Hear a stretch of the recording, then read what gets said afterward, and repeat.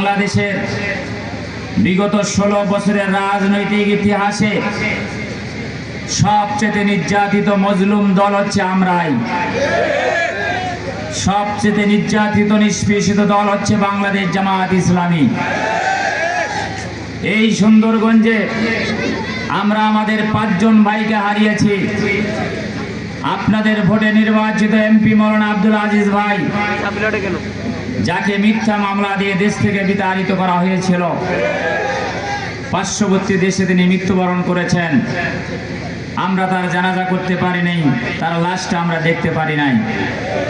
আরো 4 জনকে হত্যা করা হয়েছে আপনাদের পাশের বামনডাঙ্গা ইউনিয়নের শিমুলতলা সেন্টারে। এই সোনারা ইউনিয়নের এই একজন সন্তান শাহাবুল ইসলাম, যাকে কুপিয়ে হত্যা করা হয়েছে। পাশেই সোহানুর রহমান সোহান, তাকে গুলি করে হত্যা করা হয়েছে। জুয়েল রানা ফরিদুল ইসলাম, এই 2 জনকে গুলি করে হত্যা করা হয়েছিল। এই 2 জনের লাশও আমরা আনতে পারি নাই, আমরা জানাজাটা করতে পারি নাই। জুয়েল রানা ফরিদুলের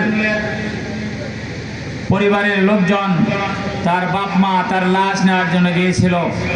লাশ তো দেওয়া হয়নি, বরং তাদেরকে গ্রেপ্তার করে জেলখানায় পাঠিয়ে দেওয়া হয়েছে। তাদের জানাজাটাও আমরা করতে পারি নাই।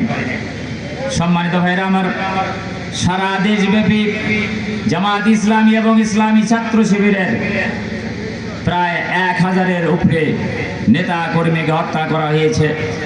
আমাদের সাবেক আমির জামাত মতিউর রহমান নিজামী সহ আলী আহসান মোহাম্মদ মুজাহিদ সহ 5 জনকে ফাঁসিতে দিলে হত্যা করা হয়েছে। আরো 6 জন কেন্দ্রীয় নেতাকে আমৃত কারাদণ্ড দিয়ে জেলখানায় বন্দী অবস্থায় অথবা হাসপাতালে তারা মৃত্যুবরণ করেছেন। আপনাদের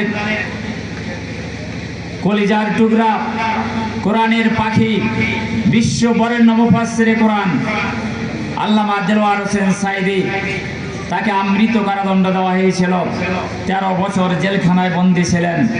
শেষের দিকে তাকে জেলখানা থেকে হাসপাতালে ভর্তি করা হলো চিকিৎসার নামে, এবং ষড়যন্ত্র করে বিষ প্রয়োগ করে তাকে মৃত্যু দিকে ঠেলে দেওয়া হয়েছিল। তিনি মৃত্যুবরণ করেছেন।